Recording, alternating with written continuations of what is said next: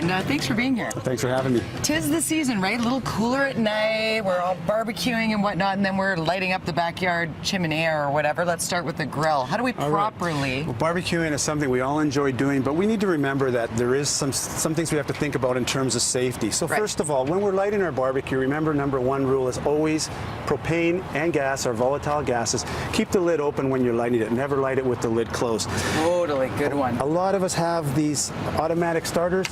After a year or two, they stop working. So when you start to use lighters, I don't like dropping a piece of newspaper in there. Use a lighter like this one here that actually you can get it down in there. And some of them have the lighting on the side where you can stick it in. Little hole. Yeah, exactly. Yeah. So just keep your fingers away.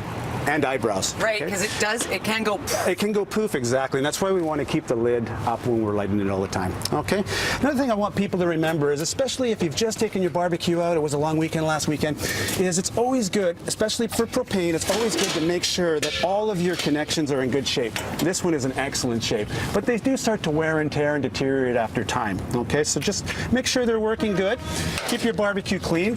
A lot of us that cook with chicken and other greasy things, the grease can build up, and that can be a bit of a fire hazard as well. Not to mention ruining a meal if it does get really hot. So. Good point. Now, these have always scared me. Something about this is there a wrong way and a right way to handle one of these? Should I be as freaked out by propane tanks as I am? It's a great question, and no, we shouldn't be freaked out, but we do need to respect the volatility and the power of propane. First of all, remember, propane is a heavy gas that can ignite with the smallest spark if there's that perfect mixture of gas and air. So remember that these have a little vent on them, and the vent is on there for a reason. Propane expands 270 to 1. In other words, it's compressed in here 270 times. So when it gets hot in this tank, it does begin to grow inside, and that's what this valve is for, is to allow the propane to vent out, okay? And that's why it's so important that we never store propane indoors and never store it in your car. So in other words, if it's a hot day and you've gone to fill up the propane tank because you need it for the barbecue, straight home and outside. Just straight home and outside, exactly. So not even in the garage? Well, the garage is okay as long as it's vented regularly. Okay. Now, if you do ever need to leave it for a couple of minutes because you're going into a supermarket to do some shopping, we all do trips. It's kind of the way we do things nowadays. Keep it in the trunk.